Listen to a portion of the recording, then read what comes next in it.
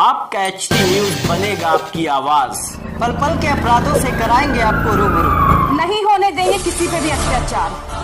हम हैं आपके साथ और देखते रहिए HT। बेटी देश की शान है, बेटी देश का अभिमान है। नमस्कार, मैं अमित और आप देख रहे हैं हंगामा टाइम। जिस प्रकार से लॉकडाउन खुलते ही अपराधियों के हौसले बुलंद हो गए, तो वहीं पर राजधानी से एक बड़ा मामला सामने आया है। दहेज प्रताड़ना को लेकर के बेटी को ही गायब कर दिया ससुराली जनों ने।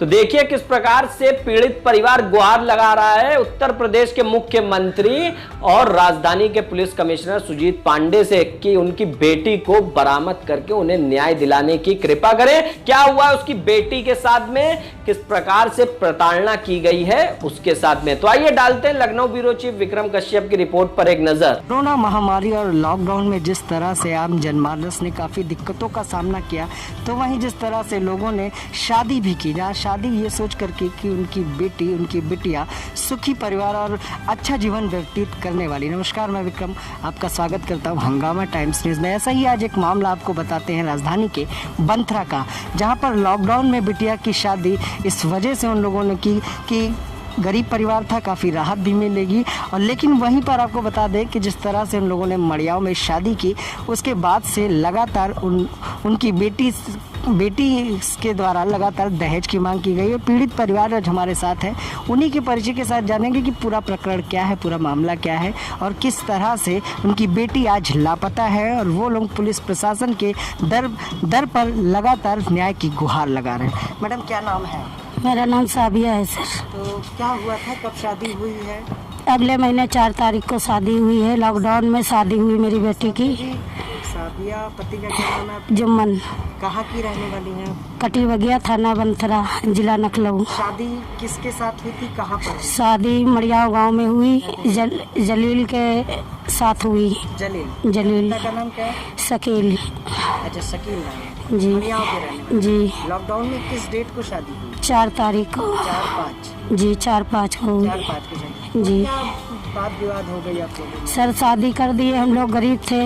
हमारी लड़की की लॉकडाउन में जल्दी बोले शादी कर दो, रिश्ता हो गया पक्का। शादी हम लोग ने किया। उसके बाद लड़की मेरी गई, दूसरे ही रोज़ से उन लोग दहेज किए। मेरा दामाद कहने लगा मेरी बेटी से कि दहेज नहीं दिया तो क्या नकद भी नहीं दे सकते थे, क्या मोटरसाइकिल भी नहीं दे सकते थे, तुम्हारे माँ बाप इतने भी गरीब थे। तो हमारी लड़की कहने लगी कि पहले ही बातचीत जब मेरी माँ से बाप से हो गई थी कि मेरे पास कुछ नहीं, हम लोग तन्हा गरीब हैं, बिल्कुल खिला पहना सकते हैं। तो कहने लगे ठीक है। अच्छा, मेरी शादी हो गई। उसके बाद में सब बोल बाल के बात ख़त्म हो गई। मेरी लड़की सहते रही, जुल्म मारते रहे, पी के नशेबाजी कर के डेली निकालते थे। डेली आफत होती थी। मेरी लड़की एक रोज़ मेरे पास फ़ोन की, कहने लगी मम्मी कैसा रिश्ता करा दिया और किसके साथ मेरी शादी करा दी आप? जो ये लोग दहेज के भूखे थे, मोटरसाइकिल के भूखे थे, तो यहाँ क्यों इतना बड़ा देख के कर दिया शादी? तो हम बोले अच्छा ठीक है बेटा, तुम सब्र करो, रहो, तुम्हारा घर वही है, ठीक से रहो, फिर देखा जाएगा। उसके बाद में मेरी बेटी को मारे पीटे, सब नाखून लगे पूरी गर्दन में। मेरी बेटी बहुत परेशान हुई। फिर कहने लगी मम्मी हमको ये लोग मार डालेंगे, आके ले जाओ। फिर हम दो बार गए लेने के लिए सर। तो वहाँ पे हम गए तो हमको वापस कर दिया गया। दोनों बार मेरी बेटी को भेजा नहीं गया। फिर मेरी बेटी कहने लगी कि फिर उसके बाद में हम गए तो मेरी बेटी उसी दिन, जिस दिन गए उसी दिन कहने लगी मम्मी तुम आ जाओ सुबह ही। फिर हम गए, कहने लगी मेरा हमको बहुत मारी ने, जो हम आपसे बता दिए। वो जलील ने मारा, बंद करके दरवाजा मारे, उनके पति ने मारा। दहेज की मांग जो करते थे जी, उनके परिवार में कौन मांग करते थे? उनकी सबा हैं और गुड़िया और जलील और कफील। सबा कौन है? सबा उनकी ननद हैं। और जमीन? जी, ससुर हैं, शकील ससुर हैं। अच्छा। और लगातार दहेज की मांग करते थे। और सबा सर कहती थी कि तुमको मरवा के डाल देंगे, इतनी मेरे पास नोट है, तुम्हारे माँ बाप कुछ नहीं कर पाएंगे, और तुमको मरवा के गड़वा देंगे, गड्डी है मेरे पास, हम गड्डी लगा सकते हैं। अच्छा, जब लड़की को आप लोग लेकर आए तो क्या क्या उसने बताया कि जी फिर हमारे पास फोन आया कहने मम्मी ले जाओ, तो फिर हम गए, लड़की को 12 जोड़ी से 2-4 लोग को साथ में लेके गए, लड़की को अपनी हम लेके आ गए, जबरदस्ती लेके आए। तो उसके बाद में मेरी लड़की 3 रोज भी नहीं रुकी। जिस दिन आ रही है हम लोग रास्ते ही में है, फोन पे फोन आने लगे। जब फोन पे फोन आने लगे कहने लगे कि कल ही आ जाओ, वहाँ रुकना नहीं। तो निशा कहने लगी कि 2 रोज हम रुकेंगे, कहीं 2 रोज ना रुकना, 1 रोज रुक के आ जाना। तो फिर हम फोन ले लिए, बोले चुप्पे रख दो। उसके दूसरे रोज उनके मतलब आदमी का, जलील का फोन आने लगा, मेरे दामाद का, और उनके ससुर का और उनकी ननद का, सबका फोन आने लगा कि इसीलिए भेजा था कि वहाँ मौज मस्ती करने के लिए मैके गई हैं, 3-3 रोज पड़ी रहेंगी। तो हम बोले अभी हम नहीं भेजेंगे, 3-4 रोज नहीं भेजेंगे। जैसे ही हम ये नाम लिए, तीसरे रोज सबा, गुड़िया और लल्ला, जलील और वो विक्की, सारे लोग हावी हो गए मेरे घर पे जाके। कहाँ घर पे आ गए, हम बमथरा आ गए।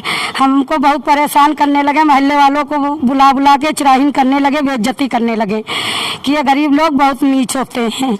उसके बाद में हम लोग सबर कर लिए, फुसला बहला के बोले जाओ, फिर हम लड़की कल भेजेंगे 2-4 लोग के बीच से। फिर सर हम उसको 2-4 रोज उसको समझाएं बेटी को अपनी सब तरीके से। तो बेटी कहने लगी मम्मी हम जाएंगे उसी घर, लेकिन बता दो हमको मारेंगे नहीं और शराब नहीं पियेंगे। तो हम बोले अच्छा ठीक है, समझाया जाएगा। 2-4 लोग जो शादी आदि कराएं उन लोग से बताएं ये बात। तो उन लोग ने कहा कि कहने लगे, फिर ये सब बात सुलह समझौता हुई तो फिर विदाई हो गई लड़की। हाँ फिर उसके बाद में सब लोग समझा बुझा के कहने लगे बिटिया तुम क्या चाहती हो, कहीं हम जाना चाहते हैं, लेकिन ये पी के हमको मारेंगे नहीं।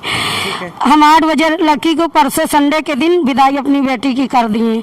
हमारी बेटी परसों संडे के दिन 8 बजे विदाई किए, रात में वो लेके गए, एक भी कॉल नहीं किए, एक भी फोन नहीं किए जी। और मैं रोने लगी, मेरे पास मोबाइल नहीं, लोग जल्लाद की सिम के हैं, तो मेरा बेटा अपना सिम निकाल के फोन दे दिया।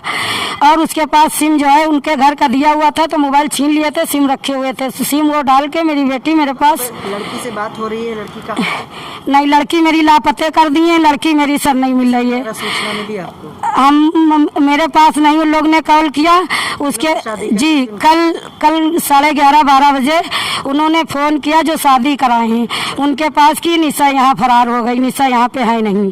आप लोगों का क्या कहना है, क्या लगता है कि लड़की आपकी लापता है, क्या हुआ उसके साथ? मेरी लड़की को या तो ये लोग ने मार दिया है या तो ये लोग ने कहीं छिपा दिया है। तो हम ये चाहते हैं। कौन सा थाना लगता है मड़िया में? थाना जानकीपुरम। गए थे अपनी जी हम लोग गए थे पुलिस के पास में, और वहाँ पे एप्लीकेशन लिखा के डाले, मैडम से बोले हमको एक मोहर मार के इसकी फोटो कॉपी दे दीजिए, उन लोग ने नहीं दिया। अच्छा, मतलब आप जो है आपका कहना है कि लड़की लापता है और हो सकता है कि इन लोगों ने उनकी हत्या कर दी है। तो आप पुलिस प्रशासन से क्या कार्रवाई चाहते हैं कि लगातार दहेज की मांग कर रहे थे, इनके ऊपर कार्रवाई हो, लड़की को ढूंढा जाए? मेरी लड़की को ढूंढ के लाया जाए, बस समाज जोड़ के इतना मेरा। तो लखनऊ कमिश्नर क्या गुहार लगाना चाहिए? बस हम यही गुहार लगाना चाहते हैं, मेरी लड़की सही सलामत जहाँ भी हो वहाँ ला दीजिए, बस हम हाथ मदद करें, बस हाथ जोड़ के मेरी यही प्रार्थना है बस। और फिर क्या कार्रवाई चाहती हैं अपने?